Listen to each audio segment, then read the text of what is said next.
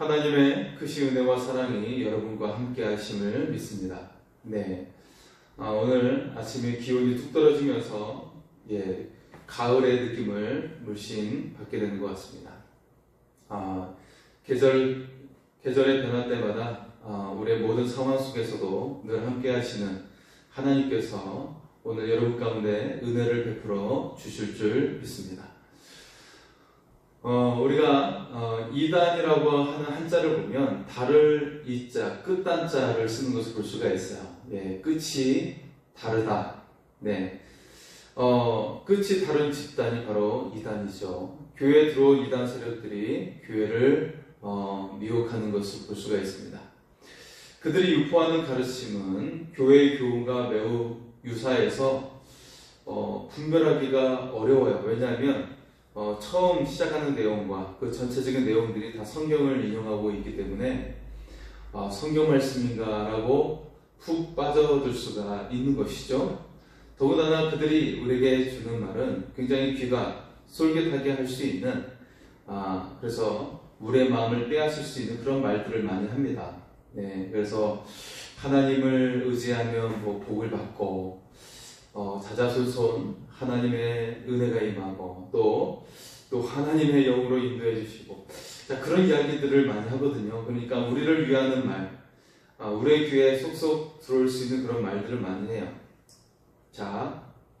여기에서 우리가 이단을 구별할 지혜가 필요합니다. 명확한 기준이 필요한 것을 볼 수가 있어요.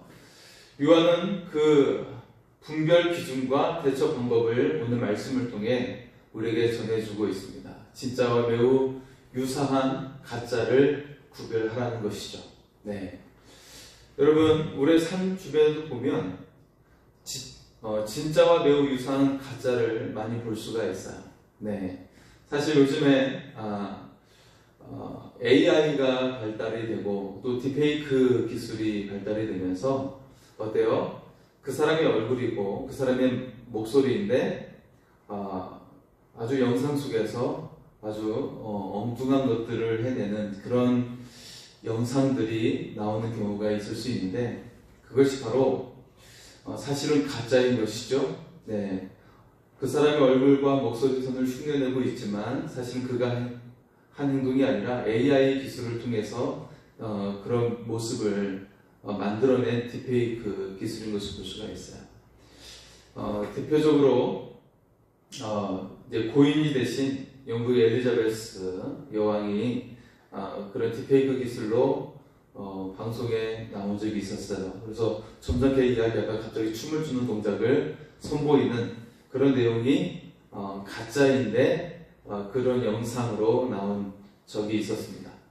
그만큼 오늘날은 더욱더 가짜를 구별하기 힘든 시대를 우리가 살고 있습니다.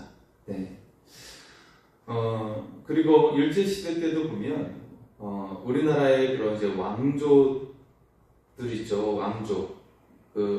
그래서 왕들의 가족 사진을 보면 약간 굉장히 얼굴들이 다 이상하게 생겼어요. 그죠? 근데 그게 다 일본이 그 사진을 조작하는 기술이 그때 발달이 되어 있어서 사진은 다 조작한 것입니다. 그래서 전문가가 설명을 해주는데 이건 다 조작된 것이다 라고 그런 설명을 해줬어요. 반면에 자신들의 어떤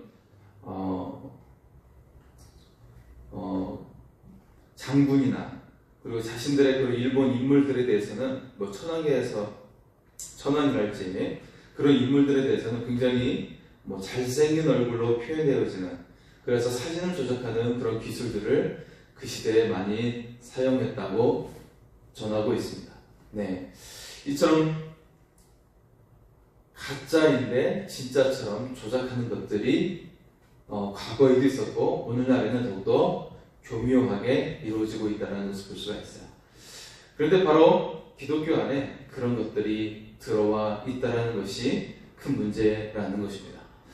오늘 본문의 주된 표현은 무엇이냐면 속이는 자와 적그리스도라는 단어가 굉장히 중요하게 등장합니다. 교회 밖에서 안으로 들어와 영향을 끼치려고 하는 거짓 세력이 있다는 것이죠. 예수님께서 육체로 오신 그런 메시아이심을 그들은 부인하고 있습니다.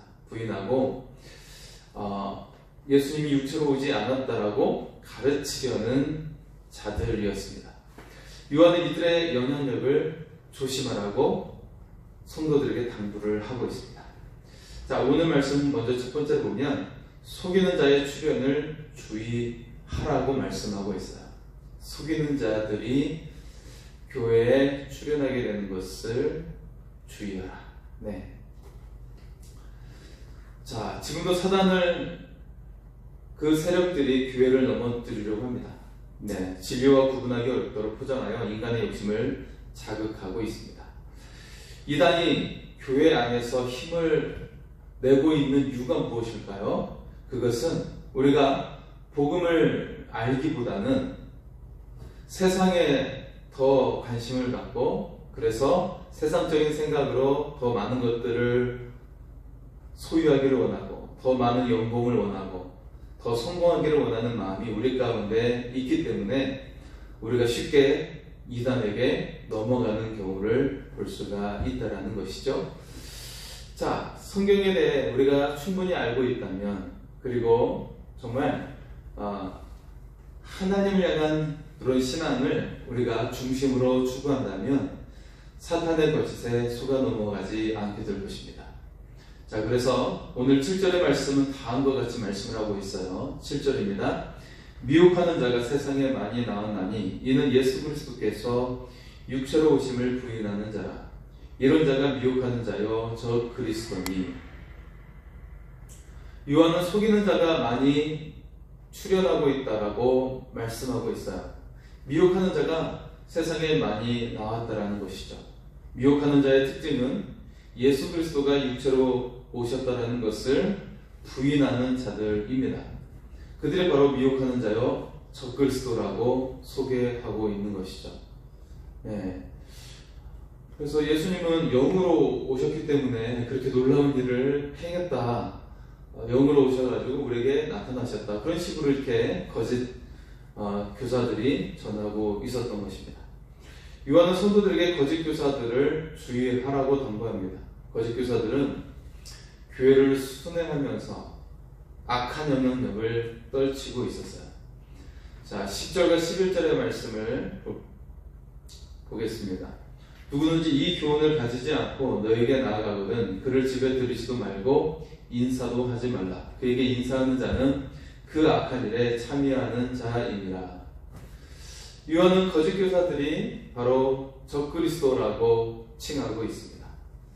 그래서 철저히 그들을 조심하고 교회나 가정으로 들이지 말라고 이야기하고 있어요. 자, 왜 가정을 이야기하고 있냐면 당시에는 교회가 큰 건물 속에 물론 이제 지금 요한 이서를 쓰고 있는 배경 속에서는 에베소 교회라고 하는 큰 교회가 있었어요. 그래서 거기에 수천 명이 수용할 수 있는 큰 교회가 에베소에 있었습니다. 네. 하지만 그럼에도 불구하고 가정교회는 초대교회 모토였기 때문에 가정교회가 또 존재하고 있었던 거예요. 그래서 여러분 갈라디아서를 보면 갈라디아에 있는 여러 교회에 편지하는이라고 이렇게 시작을 하고 있어요.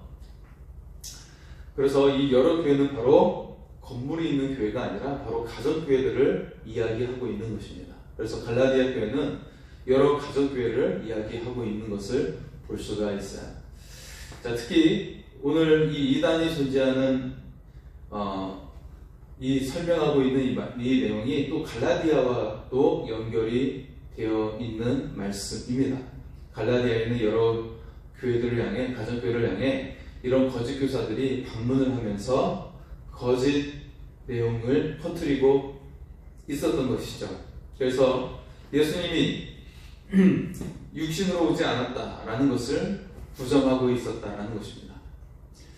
자, 좀 더 거짓 교사들은 어떤 사람입니까? 좀 더 쉽게 이야기하면 그들을 향해 적그리스도라고 표현하고 있습니다. 그들은 과연 어떤 사람들일까? 가장 큰 특징은 예수님께서 육체로 오지 않았다라고 주장하는 자들입니다. 오직 영으로 존재한다라고 말하고 있었던 것이죠. 이와 같은 주장은 비기독교인의 유대인들의 모습인 것을 볼 수가 있어요.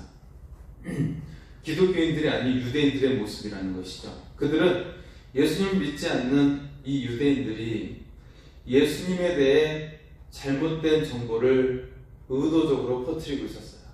그들의 목적은 지금 계속 팽창하고 있는 이 기독교인들, 그래서 유대교를 위협하고 있기 때문에 기독교의 팽창을 막기 위해서, 기독교를 분열시키기 위해서 예수님에 대한 잘못된 정보를 퍼뜨리고 있었다는 것입니다. 오늘날 이단들도 마찬가지죠. 교회 분열을 일삼기 위해서 교회에 의도적으로 들어와서 분열시키려고 합니다. 그래서 그 교회가 나눠지고 힘이 약화되게 만들어서 그 처소를 차지하는 그런 일들을 신천지가 하고 있어요. 그래서 굉장히 주의해야 하는 것입니다. 그리고 두 번째는 거짓 교사에 대해 주의해야 함을 말씀하고 있어요. 자, 거짓 교사가 출현했는데 그들을 주의해야 된다라고 말씀하고 있어요.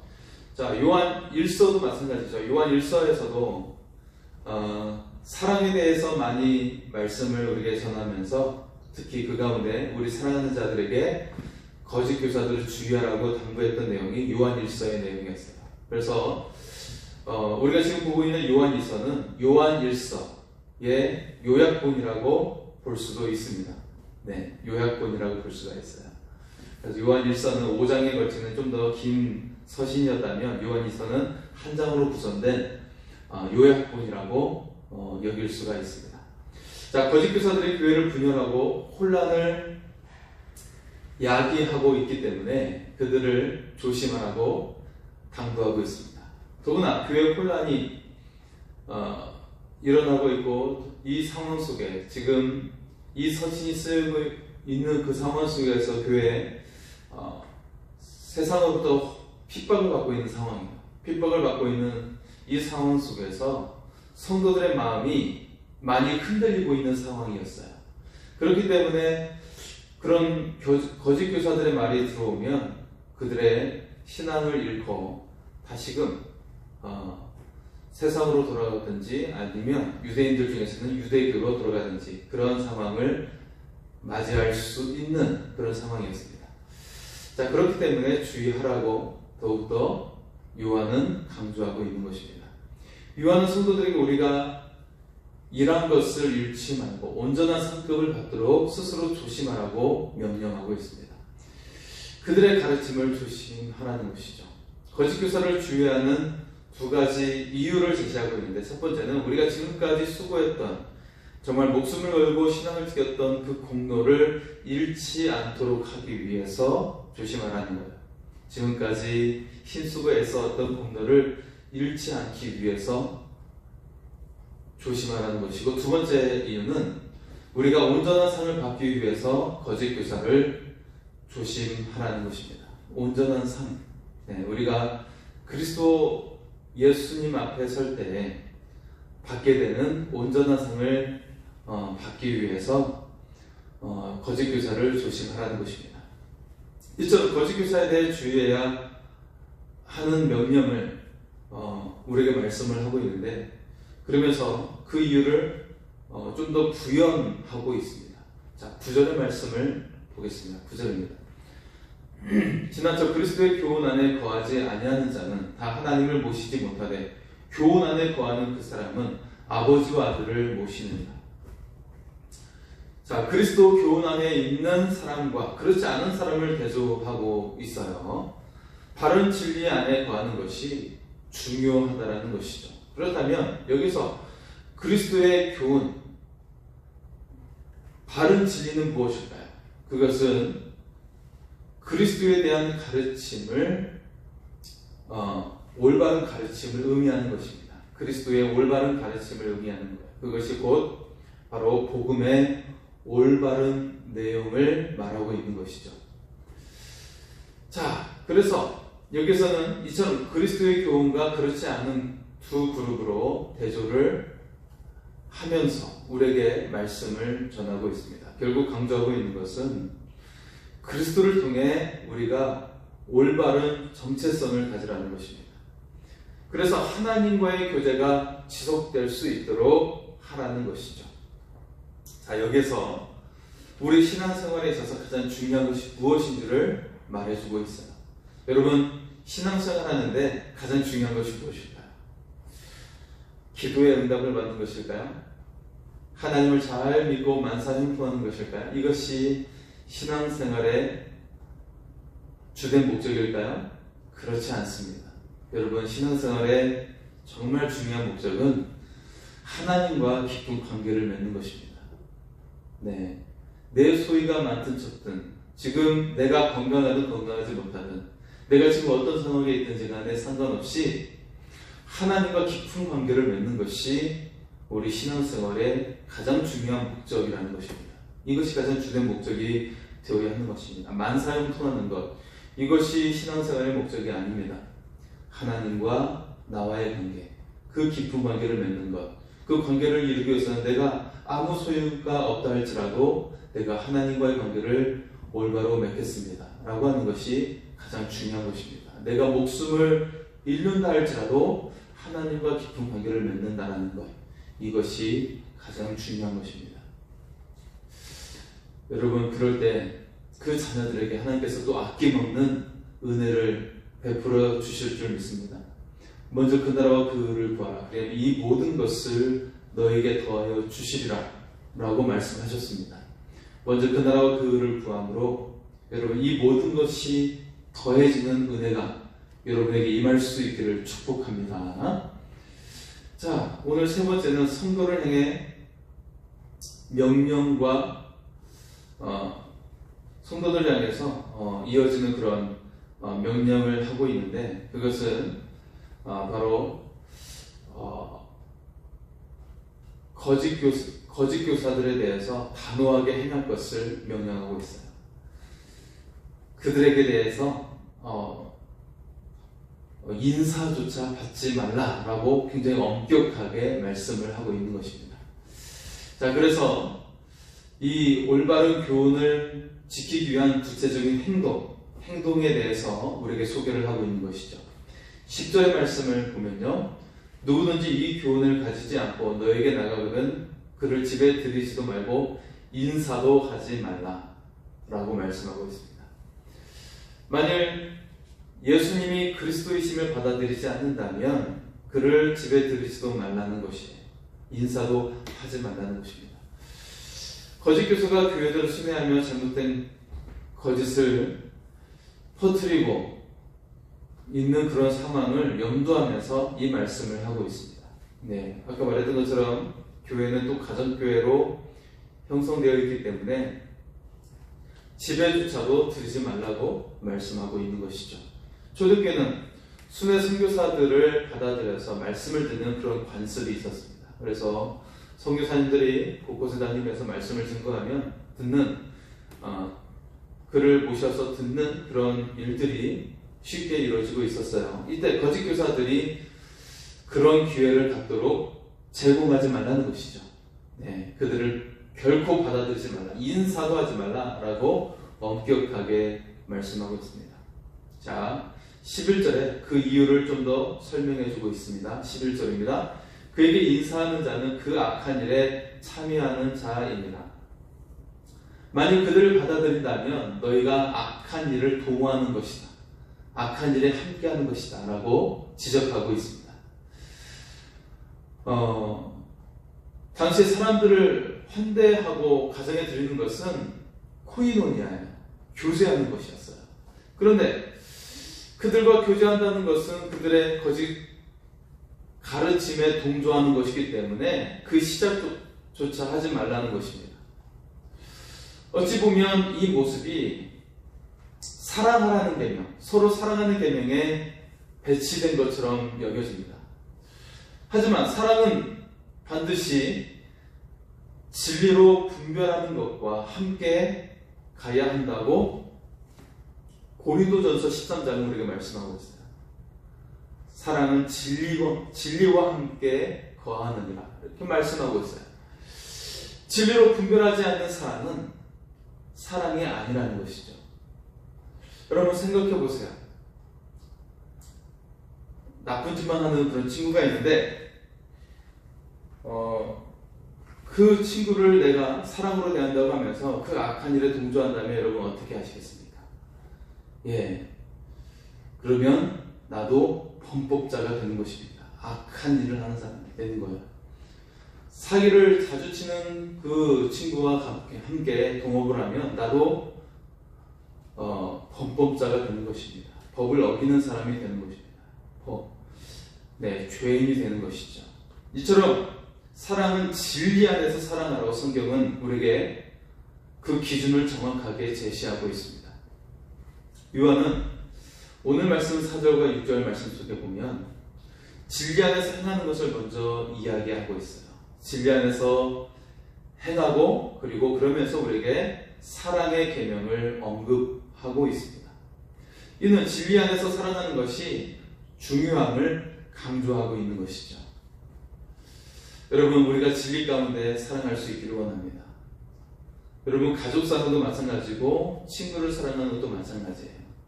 우리가 정말 진리 가운데 사랑한다는 것은 우리가 그리스도 안에서 또 사랑하는 것입니다. 그가 하나님과의 다른 관계 속에 들어오도록, 그래서 그들이 진정한 복음의 진리 가운데 설 수 있도록, 복음의 빛 가운데 살아갈 수 있도록 하는 것이 진정한 사랑입니다. 그냥 하고 있는 것들이 무조건 좋다고 칭찬하고 박수치는 것이 사랑이 아니에요.